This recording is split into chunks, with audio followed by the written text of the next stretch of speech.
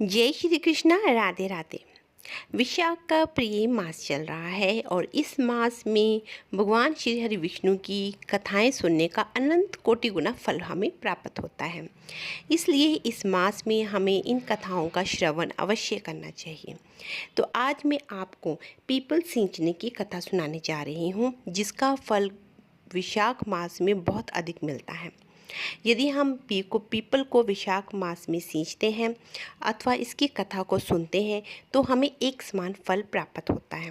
तो चलिए कथा को आरंभ करते हैं। तो जल्दी से अगर आप नए हैं तो चैनल को सब्सक्राइब कर दें, वीडियो को लाइक और शेयर करना ना भूलें।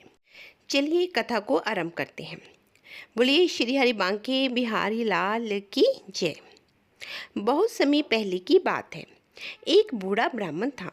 वे हर रोज़ पीपल को जल से सींचता था। वो जब भी पीपल को जल से सींचता तभी पीपल में से एक लड़की की आवाज़ आती कि बाबा मैं भी आपके साथ जाऊंगी।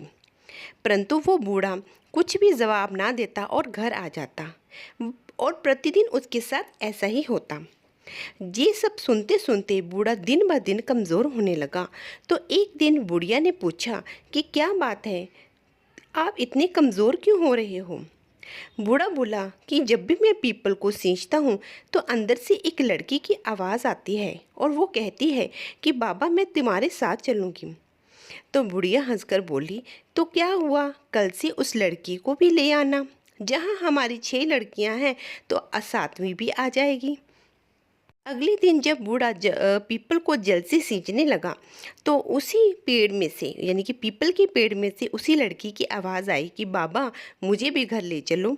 तो बूढ़ा उस लड़की को उसी दिन अपने घर ले आया। घर लाने के बाद बूढ़ा ब्राह्मण आटा मांगने गया तो उसे पहले के दिनों की अपेक्षा बहुत ज़्यादा आटा मिला। जब बुढ़िया वे आटा छानने लगी तो लड़की ने कहा कि लाओ माँ मैं छान देती हूँ। जब वे आटा छानने बैठी तो परात भर गई। उसके बाद माँ खाना बनाने जाने लगी तो लड़की बोली कि आज रसोई मैं बनाऊंगी। तो बुढ़िया बोली कि ना, तेरे हाथ जल जाएंगे। लेकिन लड़की नहीं मानी और वह रसोई में खाना बनाने चली गई। तो उसने तरह तरह के 3600 व्यंजन बना डाले और आज सभी ने भरपेट खाना खाया। इससे पहले वे आधा पेट भूखा ही रहते थे।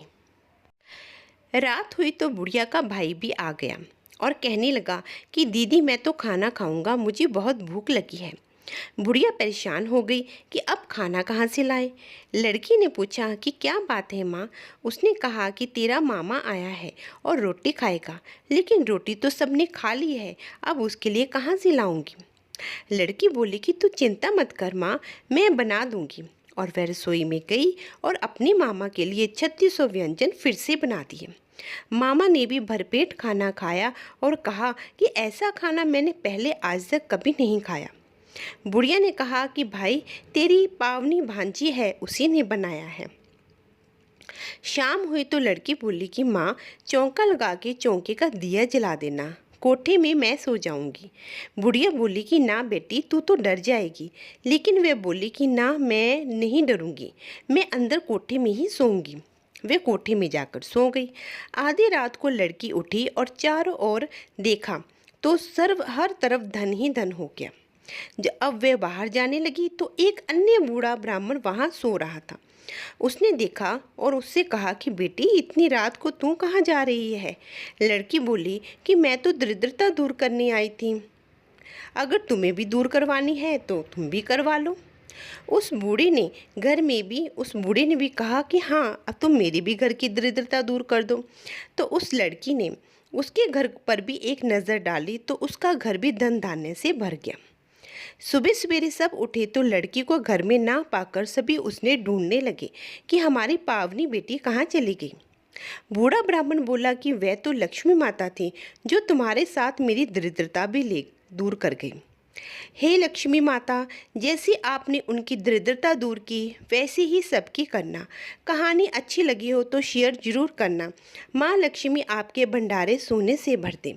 बोलो लक्ष्मी मैया की जय, पीपल देव की जय। बोलो विशाख मास की जय, विशाख के ठाकुर की जय। जय जय श्री राधे श्याम।